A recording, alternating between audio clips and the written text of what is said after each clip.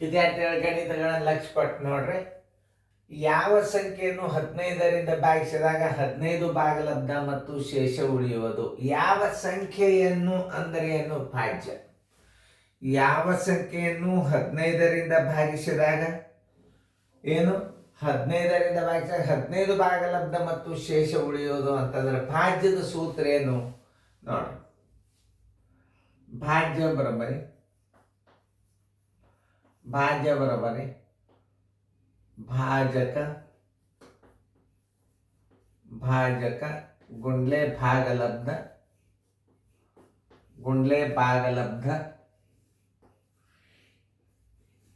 Plus ಶೇಷ. ಯಾವುದೇ ಇರಲಿ, ಅದು ದಶಮಾಂಶ ಇರಲಿ, ಭಿನ್ನ ರಾಶಿ ಇರಲಿ, ದಶಮಾಂಶ ಭಿನ್ನ ರಾಶಿ ಒಳಗೆ ಬೀಳುತ್ತಿರ್ತಾವೆ ಚೆನ್ನಾಗಿ. ಭಾಜಕ ಎಷ್ಟದ? ಭಾಗಲಬ್ಧ ಶೇಷ ನೋಡು. 15ರಿಂದ ಭಾಗಿಸಿದಾಗ ಅಂದ್ರೆ 15ರಿಂದ ಭಾಗಿಸಿದಾಗ ಅಂದ್ರೆ ಇದು ಭಾಜಕ, ಅದನ್ನು ತಿಳ್ಕೊಬೇಕು ನೀವು. ಭಾಗಲಬ್ಧ 15 ಪ್ಲಸ್ ಶೇಷ 5. 15 ಮೊದಲು ಇದನ್ನು ಗುಣಾಕಾರ ಕ್ರಿಯೆ ಮಾಡ್ಕೊರಿ. 15 225, ಆಮೇಲೆ ಪ್ಲಸ್ 5 ಬರೋಬ್ಬರಿ 230.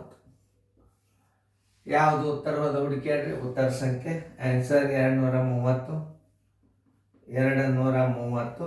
ಉತ್ತರ ಸಂಖ್ಯೆ ಡಿ.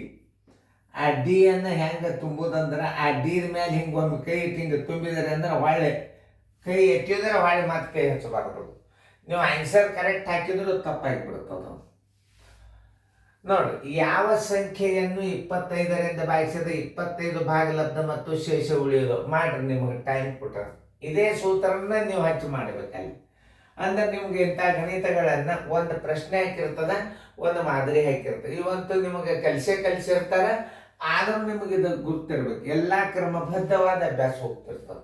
ಇದು ಬರಂಗಿಲ್ಲ, ಇದು ಇಲ್ಲ ಅನ್ನಂಗಿಲ್ಲ. ಎಲ್ಲ ನಮೂನಿ 1, 2, 1, 2 ಬಿರಿ ಇದ್ದದ್ದು ಮಾದರಿಗಳನ್ನು ಹೆಚ್ಚಾಗ್ತವೆ. ಇದನ್ನು ಒಂದ್ಸಲ ನೀವು ತಿಳ್ಕೊಂಡು ಬಿಟ್ರಿ ಅಂದ್ರೆ ಇದನ್ನು ಮಾಡಿ 7, 8, 10 ಹಾಕೋದೇನು ಅವಶ್ಯಕತೆ ಇರೋದಿಲ್ಲ. ಆದ್ರೆ ಬೇರೆ ಇದ್ರೊಳಗೆ ಹಾಕ್ಬೋದು, ದಶಮಾಂಶದಾಗ ಹಾಕ್ಬೋದು, ಭಿನ್ನ ರಾಶಿ ಒಳಗೆ ಹಾಕ್ಬೋದು. ಆದ್ರೆ ಇವೇನು ಪೂರ್ಣ ಸಂಖ್ಯೆ ಅನ್ನೋದಲ್ಲ. ಬಿಡಿಸಿರಿ ನೀವು. ಭಾಜ್ಯ ಅಂದ್ರೆ ಏನು ಮಾಡಬೇಕು? ಭಾಜ್ಯ 25ರಿಂದ ಭಾಗಿಸಿದ ಅಂದ್ರೆ ಅದು ಭಾಜಕ. ಗುಂಡ್ಲೆ ಭಾಗಲಬ್ಧ ಪ್ಲಸ್ ಶೇಷ.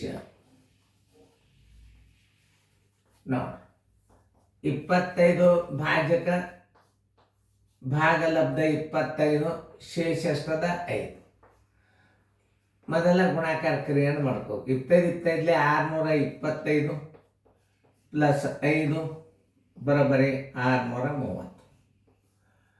Answer is equal to 630.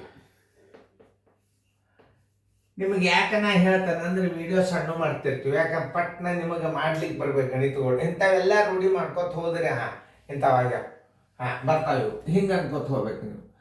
ಯಾಕಂದ್ರೆ ಇವೇನು ಭಾಳ ಇದು ಕೋಚಿಂಗ್ ಕ್ಲಾಸ್ ಇದು. ನಿಮಗೆ ಬರೋ ಲೆಕ್ಕನೂ ಬರ್ಬೋದು, ಬರ್ಲಾರ್ದ ಲೆಕ್ಕನೂ ಬರ್ಬೋದು.